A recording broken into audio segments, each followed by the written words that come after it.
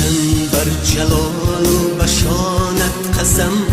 با پاکی رودی روانت قسم، با کوه و بدشت و با دامانی تو، با مرغی بلند آشیانت قسم، که جان و تنم را